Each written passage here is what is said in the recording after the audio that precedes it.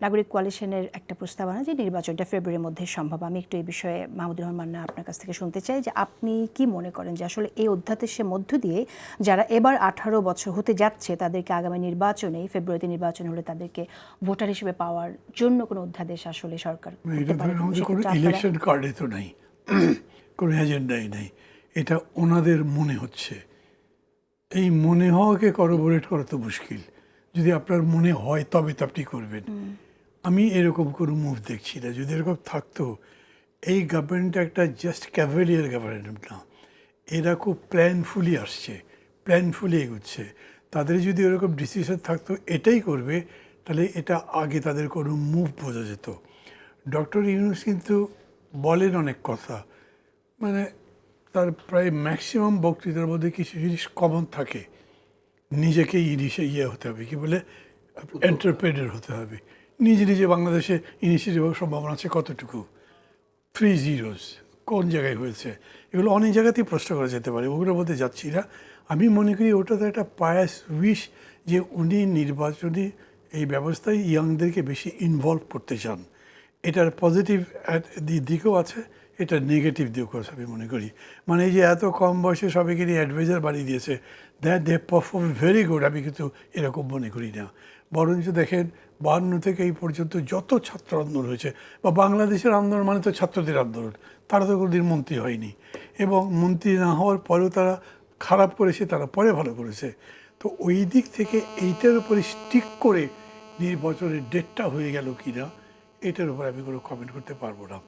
যদি কনসেনসাসের কথা আপনার কাছে কি মনে হয়, যেখানে তো আসলে প্রধান উপদেষ্টা বললেন, সংস্কারের কথা বলেছেন, তিনি বিচারের কথা বলেছেন, এটা কি সংস্কার এবং বিচারের বিষয়টা মাথায় রেখে এপ্রিল বলা হয়েছে কিনা, আপনি কতটুকু যৌক্তিকভাবে দেখেন? না, এটাও আমার মনে হয় না এটা বলছেন উনি, কারণ ওখানে মানে এইটা বললেন না, উনি আরও বড় প্রশ্নের সামনে পড়েন। কেন?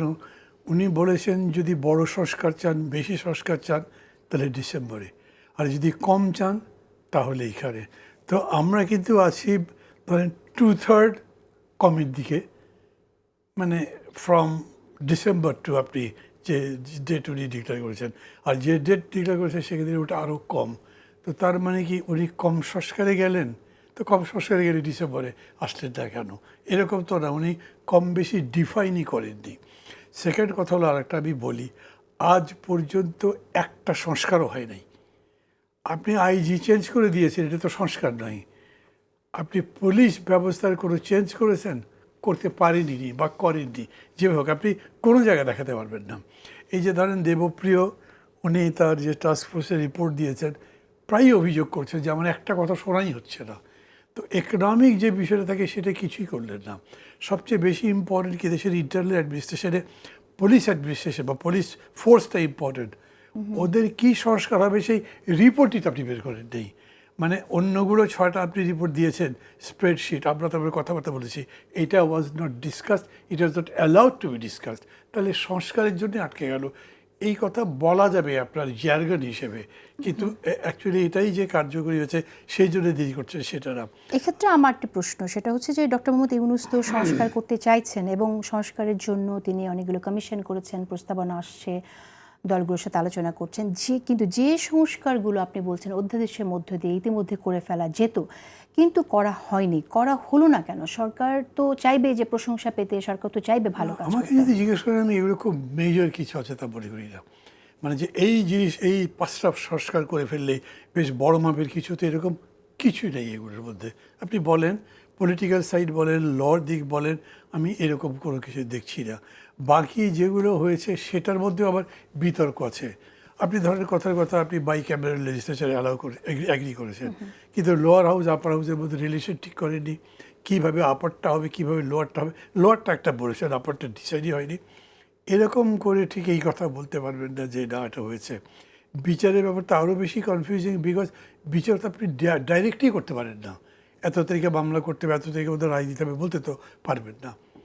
সমস্ত বিষয়টাই হয়েছে কি, সংস্কার সম্পর্কে এই যে ধরেন যেরকম যে কথা যে আসাদুজ্জামান রিপোর্ট বললেন, শাহাবুদ্দিন সাহেব যে নির্বাচন করেছিলেন সেই নির্বাচন নিয়ে তো কোনো প্রশ্নই হয়নি, তার আগে সংস্কারও কিছু হয়নি। তার মানে দাঁড়াচ্ছে যে আমরা যে সংস্কার বলছি সেটা বেসিক্যালি আমরা যেটা বলছি, মানে আমরা যারা রাজপথে আন্দোলনে ছিলাম, এই কথাটা এলো কীভাবে? লোকজন বলছে এই এত জীবনদান, এত লড়াই কবে থেকে করছি, কিছু তো চেঞ্জ করে না। আমরা তখন বলেছি আমরা শুধু ক্ষমতার চেঞ্জের জন্য লড়াই করছি না, আমরা সিস্টেম বদলাবো, কোয়ালিটি বদলাবো। এটা কিন্তু এরকম না যে নির্বাচন প্রক্রিয়াকে স্মুথ করবার জন্য আমরা করছি, সেটাও একটা এজেন্ডা, কিন্তু সেই এজেন্ডা ধরে আমি বিশেষ কোনো ব্যবস্থা এই জায়গাতে নেইনি। প্রধানমন্ত্রীর ক্ষমতার কোনো চ্যালেঞ্জই করতে পারেন না, তাকে আর লায়াবল করতে পারেন না।